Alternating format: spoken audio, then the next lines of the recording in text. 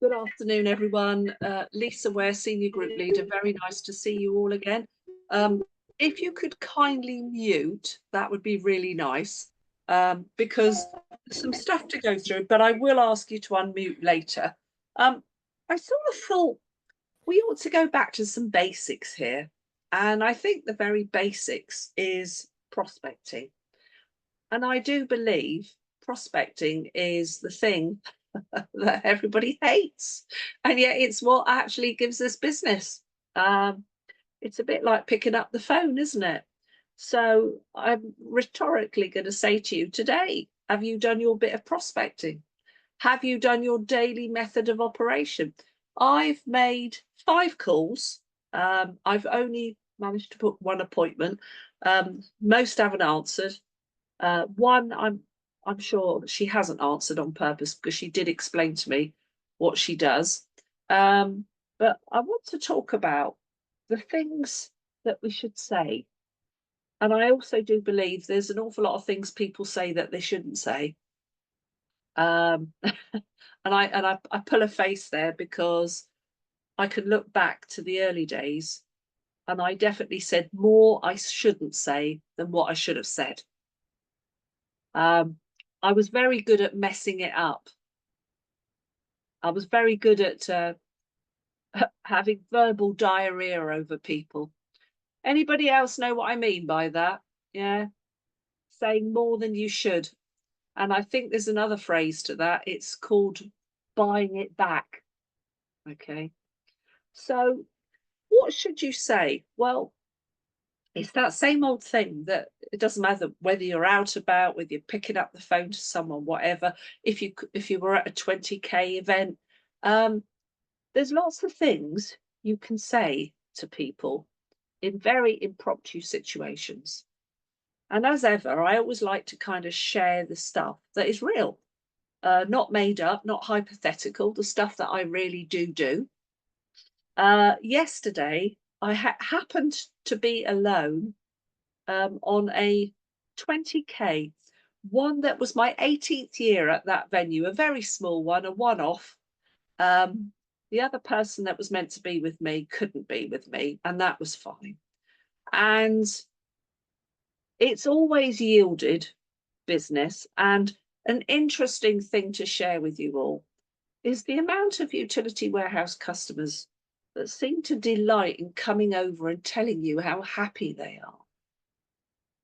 And I actually find that quite heartwarming, because in this world, I would say people are very prone to criticize, to snap, to moan, but very few people actually praise. So actually, to me, when someone comes over and tells me how happy they are, I'm always like, well, that's nice. And I always see that as a kind of a double thing, that it's a really good thing.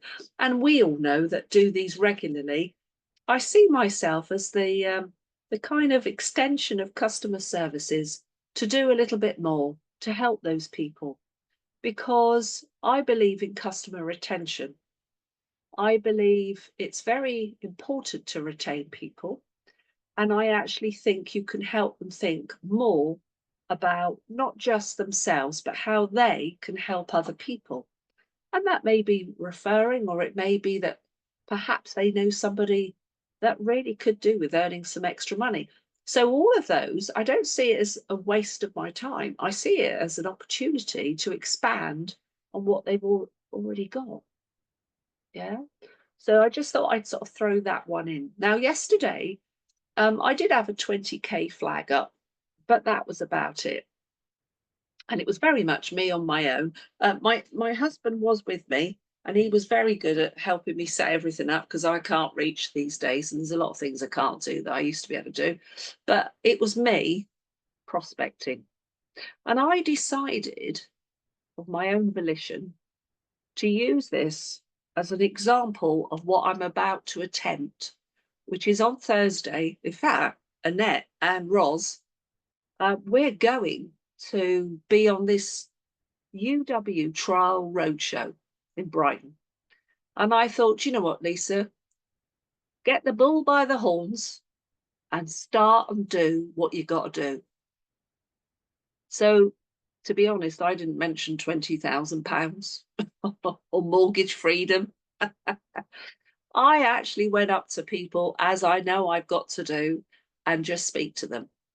And this prospecting is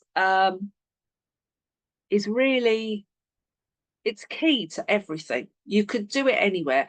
Just to preempt this, I've just come back from our local Tesco's in Blandford, and this is a, well, I know some people would say it was a prospecting thing, and I didn't go there and think to myself, I'm going to prospect.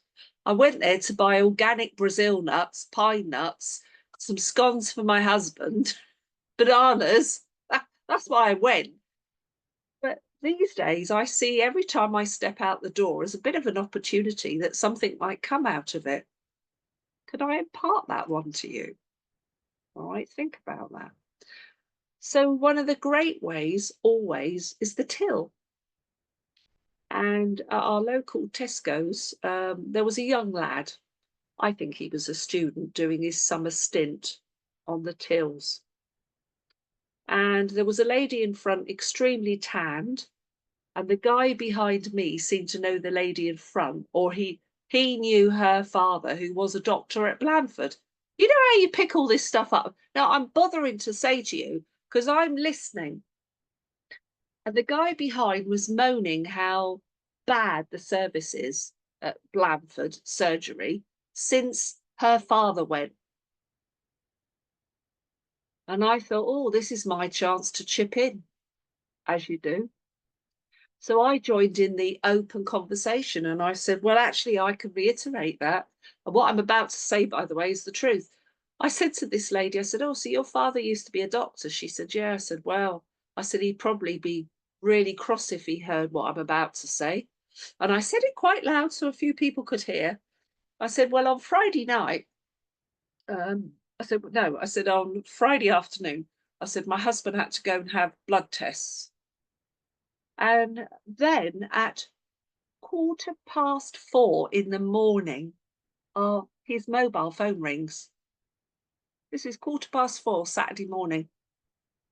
And I instantly, my heart went, thought, oh my God, it's his mum. You know, something in the family. People don't ring, do they, at that time? Oh no, this was Blandford surgery. They'd got his blood tests back. Woke us both up. Well, you can imagine my husband wasn't happy. And I'm explaining all this. And we both said to this person at the end of the phone, could this not wait till after 9:30 or 9 o'clock? Are we expected to go down to A&E with these results? Anyway, she was horrified, the lady in the queue, and the guy behind said, oh, that's ridiculous. 4:15. I said, yeah. I said, it's like a lot of things these days. Now, I'm planting a seed, guys. I said, it's like a lot of things these days. I said, things aren't what they used to be. I said, I'm really glad on that score to see people back on the tills and me not having to queue up on this self-service lark, which I always make a mess of. And everybody went, yes. And I said, I bother to queue up because I want to keep people in jobs. And then the lady in front, who was the daughter of the doctor, said, yeah, absolutely true. I'm with you there. She said, gosh, we all need to earn a bit more money, don't we? Oh, you could have put it in my lap, couldn't you? So I just said to her, not the time, not the place. I said, hang back a minute. I'm going to give this young lad some money for my bits. I said, I can help you with something like that. She said, can you? I said, yeah. I said, just hang back for me. And she did. I paid me bits. I went over to her and I said, are you serious what you said? Could you do with a bit more income coming in? She went, yeah. She said, I've just come back 3 weeks from Greece. And she said, I must admit, it's all hit me like a ton of bricks now. She said, reality is I don't really earn as much as I should. I said, oh, what do you do? Wait for it. I'm a teacher and I don't like teaching anymore. Well, we've got Elaine here. Elaine knows all about that. So I said to her, here's the key for prospecting. I said, look, it isn't the time or the place. I said, as you would expect. I said, I've not got a thing on me. That was a lie. I did have cards in my bag, but this is a top tip I learnt from Wes Linden years ago. I said, I tell you what, I got my phone out, straight to contacts, picked up new contact. I said, what's your name? I said, I'm Lisa. And she said, Katie. I said, oh, right, Katie. I said, Katie, I'm going to put, I don't expect you to give me a surname. I said, I'm going to put Katie at Tesco's. I said, that'll be my link. No, she said, you can take my name. I said, oh, all right then. I won't say it out of GDPR. She gave me a name. I said, what's your mobile then? Oh 07. And I always start it off for them. And she gave me the rest. I said, I'll tell you what, Katie, I'm going to send you some information. I said, give you a chance to have a little look at it. I said, I promise you, when I get home, I'll send it to you. I said, it'll be video form. I said, there'll be 3. I said, the first one will be, to be honest, about the role. I said, the second one will be about the income, and there's 3 types. And I said, the third one, I said, well, it's all about actually friends of mine that are also teachers that do this as well. And I sent it to her, and I've got a message back already, and it says, interested, can we speak? Now, that was impromptu. Yesterday at the show, I went up to someone about anything. I mean, absolutely anything. Kiddies that had just won a ball from the guy next door, saying to them stupid things like, oh, I know how you can keep that ball nicer instead of it breaking. And, oh, it didn't matter. It was anything. If somebody had a great big ice cream, I'd say to them, oh, is that salted caramel? You've got to find a reason to speak to someone. And then I've hit upon a winning, what I call prospecting line. And it's really working for me. Okay. And that is that I just say to them, do you mind if I just ask you a simple question? Because I'm always intrigued here. Do you consider yourself a discerning shopper? And they usually go, what do you mean? I say, well, do you go to the supermarket? Do you bung it all in, just grab it off the shelves, never look at the prices? Or are you one of the more discerning people that actually looks at prices, cares about what you spend? And do you know what? I can tell you now, it is a leading question because most people want to be a discerning shopper because they know that that's the smart thing. Yeah. And then they go, yeah, I do. I look at prices.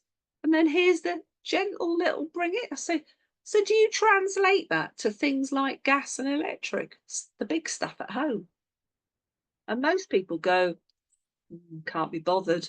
Can't be bothered. Oh, well, I do go on the sites. Oh, a lot of people actually said to me yesterday, they found the Martin Lewis Money Saving Expert site really confusing. I think there's a lot on there, isn't there? I've had a look. There's a lot on there. So it's always about kind of just, I don't know, just asking questions. In fact, questions are the answers. That's what Alan P says. Yeah. So yesterday I went up to people about all kinds of things. And Juan said to me, every time he knew, he said, you're in, I know when you're going in for the kill now, Lisa. I can tell. So there was couples that came by and I said to them, oh, have you spent loads of money today? Because this was a charity thing. They had to pay £7 each per adult. Now, there were some families there that had 3, 4 children. The kids are free, but £14 for a mum and dad, and everything that they was there for had to be paid. All charity, all buy. So I said to them, have you spent a fortune today then?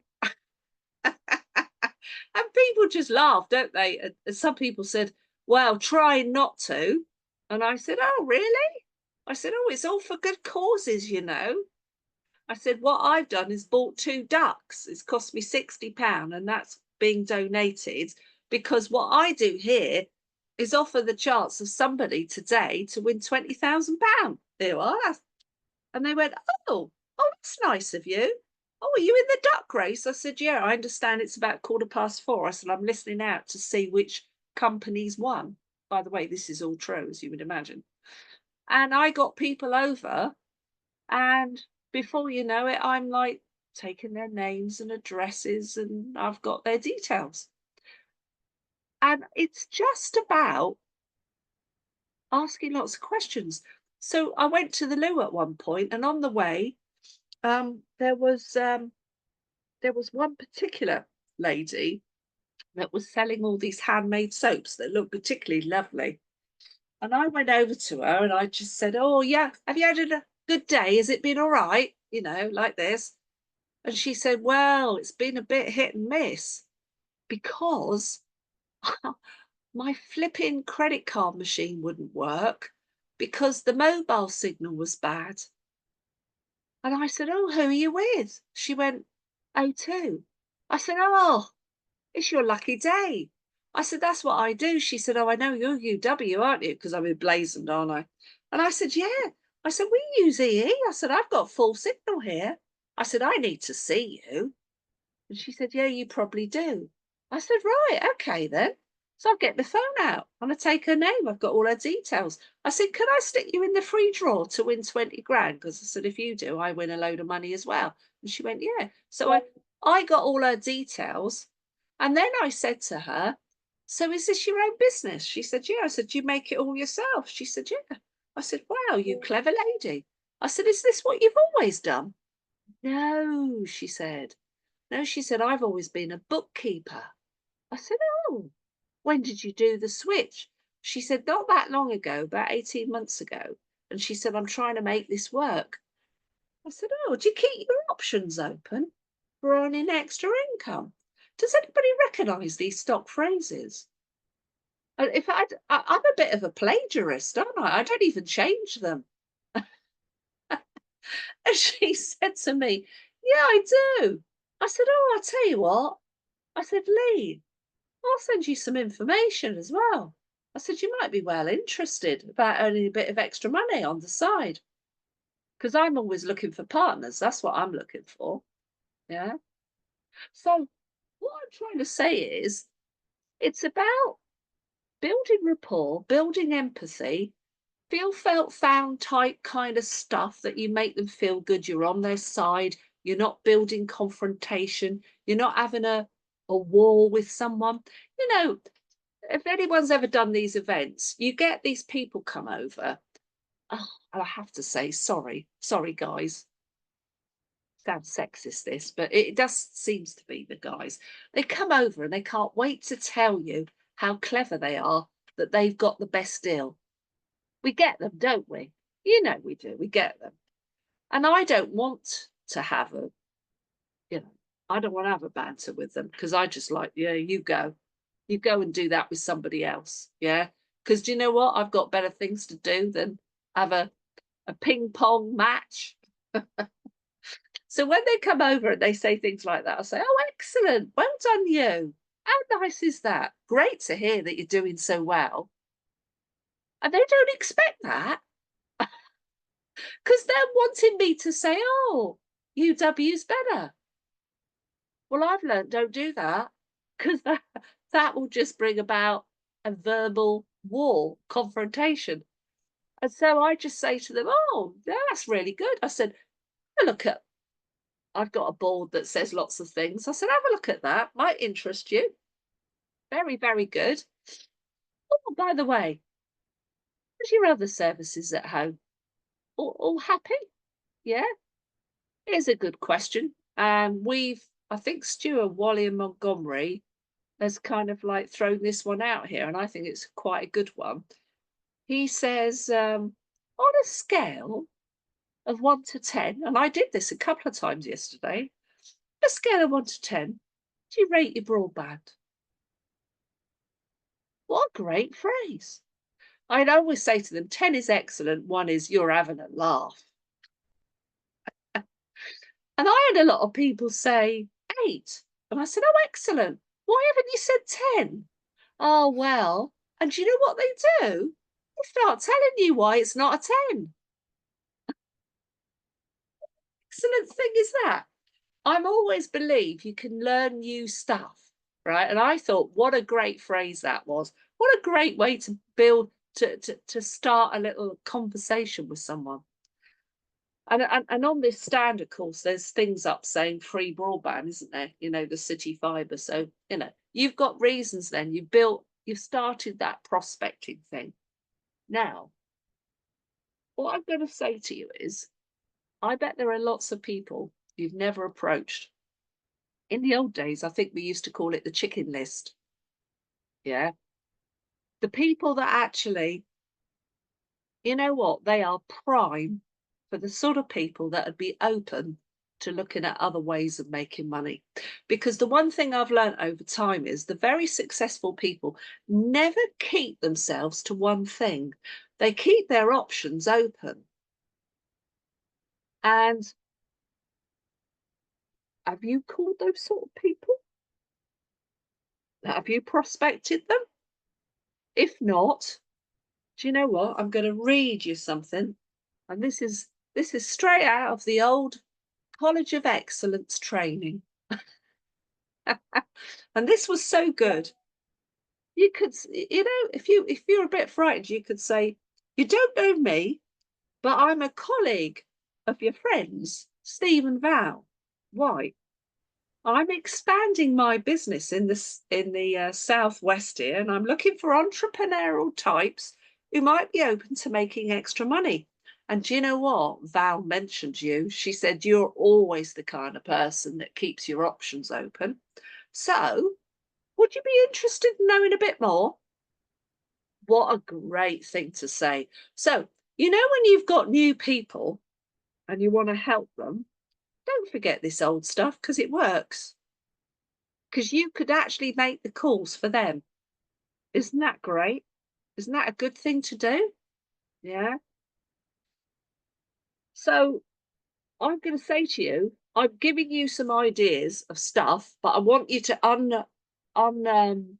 mute now, because some of you might have some good one-liners as well, and I think it would be fabulous to be able to share them. Because I'm trying to say to you, I know that there are so many ways that you could approach people, but you've just got to have a little bit of confidence in actually making that engagement with somebody. Remember, it's build rapport, not confrontation. So anybody want to chip in something there? When I'm on a stand, I always keep an eye out for yesterday was a dog show on Sunday. Talk to their dogs. People, dog owners their dog's the best one ever in the world. So you talk to their dogs, and that gives you a chance to get into, have that rapport with them. Or, if you've got someone pushing a pushchair, say the baby looks beautiful, anything, it's just to keep in touch with people. And that's exactly what we've got to do at this roadshow, because it's tough. I've been told it's really tough. And remember, when people are on the street, bear this in mind too. They've probably got an agenda of what they're doing that day, and you're coming along and stopping them from what they're doing. Now, yesterday was wonderful. They couldn't say they were in a hurry. They'd come for a few hours to spend money and to be entertained, so to speak. Yeah. So it was a perfect chance to stop people and not to feel bad at all about stopping them. Mike, have you got any ideas on the old prospecting thing? For me, it's rare that I will let someone pass me by without having a conversation. Just what we do for a living, isn't it? So I don't know. Listen, I was at the hospital not long ago, and there was a lady trying to take a selfie of herself. She was like heavily pregnant, and I said, let me help you. And she said, oh, great. So I'm taking it. I says, when are you due? She said, oh, on Friday. I says, that's great. I says, what do you do for a living? And she was telling me. I says, you know that I actually show people ladies who are just having babies a way where they can earn an income and not have to go back to work, because childcare costs a fortune, doesn't it? And she said, yeah. I says, plus you don't want to give your baby to someone else, do you? And same as you, phone number. I actually got 7 leads leaving the house to coming back just by getting a taxi there, a taxi back, nurses in the hospital, doctors, and this lady taking a picture. So it's just being, you know, one of the guys I got recently was, and I didn't actually know I'd got this, is quite funny and quite embarrassing. A guy sent me a message on a Sunday to say, I met you last night and you told me something about call you because you had an income opportunity. I was absolutely, don't tell too much, I was absolutely hammered that night. And this is the guy working at the train station. And he said, you were kind of swaying everywhere. And you said, don't worry, I'll run my own calendar, something like that. So I don't have to be anywhere anyway. And he called me out of curiosity. We actually signed his mum up the following day, signed him up as a partner. So, you know, when you do it naturally, even when you're hammered, not that I recommend you do that too often, but even when you're hammered, it's just what you do. It's not, you're not doing something out of your normal. And this getting somebody's telephone number and being in control is the perfect way that you are controlling the situation, as opposed to just willy-nilly giving out cards. I thought you can give out cards, but do you know what? I think most of them will end up in the recycling bin. Yeah, they do. In truth. And then we talk about something called the alternative close. Well, you know, when I'm in the situation, when I'm like on the stand and you want to get a consolidated, a good appointment, I always teach the team, I always say to them, look, I don't let them see my diary because I don't want them to see what's going on. And I say to them that I'm really, really busy.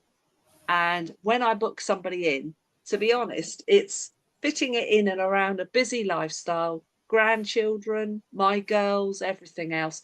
So I kind of ask people not to let me down because I won't let them down. It's just common courtesy. And what you're doing is you're kind of like, you're building that trust thing. All right. Building trust is important, and it's showing good values. Yeah, values you are important. And then it's that same old thing. I mean, I do it. Yesterday I was having a laugh. I had an elderly couple that I've got an appointment tomorrow morning with. And I said to them, so I guess you both work then, do you? You young, lovely people. And they both laughed because it's, yeah. They said, no, we don't. I said, so could I possibly see you during the day? They said, well, we may not work, but we are busy. And I said, well, I find that once people are retired, they're busier than they ever were, but they're doing the things that they want to do. And they go, yeah. So then it's right. I then say to them, look, I've got availability Wednesday or Friday. And I said, I can only do in the morning or late afternoon. And Friday is a bit more flexible. So it's giving someone options. And what it does is it focuses their mind to actually think, what am I doing? Or, well, this elderly couple, bless her, she had one of those little tiny diaries, you know, that women used to have in the handbag.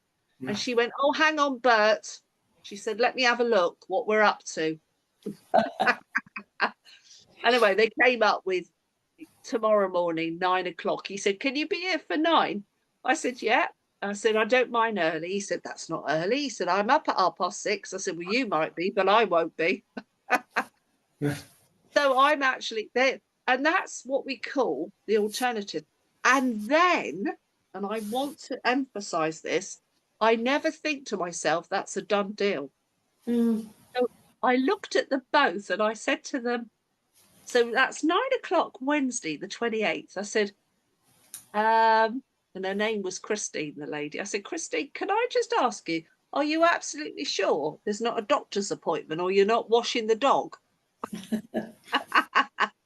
And they both had a giggle and they went, no, we're definitely free. I said, good, because I'm coming from Blandford and I'm coming over to Verwood then. Yeah. Now that is what we call fixing that appointment in. Yeah. And the hard part is if you're going to do this, like we're going to Brighton, believe me, I am not going back to Brighton for appointments. Okay. These are going to be done remotely, but you've got to show them how, even though you might do it through Zoom or perhaps over the telephone with them going on the thing. This is just as important as you driving there, because whatever, you're setting time aside, aren't you? Yeah. That you won't do anything else, and you prep for it. You do all sorts of prep, don't you? I mean, like, yeah. So I've done things like I've gone on postcode finder, made sure I've got the correct address. Then I've put that into Google Maps, so I've now seen where it is. Then I've clicked on the street just to check out it's a good old homeowner, which it is, because you can see all this, can't you? Then Google Maps tells me the amount of time that I need to get there, and probably 20 minutes for traffic, maybe. So there's lots of prep we do. Also, I've been into the planner site. I've checked out broadband speeds. I've done all sorts of stuff in readiness. So I don't want that to break down just because it's through Zoom. So that is what you call really ensuring you close it, that you don't just think, oh, I've got an appointment, all right? Because sometimes you think you have and you haven't. So guys, that's very short and sweet, but that was 30 minutes. But I think it was enough to hopefully give you a flavour of what prospecting kind of should be like. And we can always elaborate on it another time. But I think next week it's all getting very close to Ignite. So we might have something a bit more about that, because that's terribly important. Are we all going? I'm very excited. Yeah. Oh, and just while we're here, very quickly, Annette, we're going to pick up Roz as well on the way. So you and I separately will have a natter and work out our times. Okay. Lovely, guys. Nice to see you all. Take care. Same time, same place next week. Bye-bye. Bye then. Bye.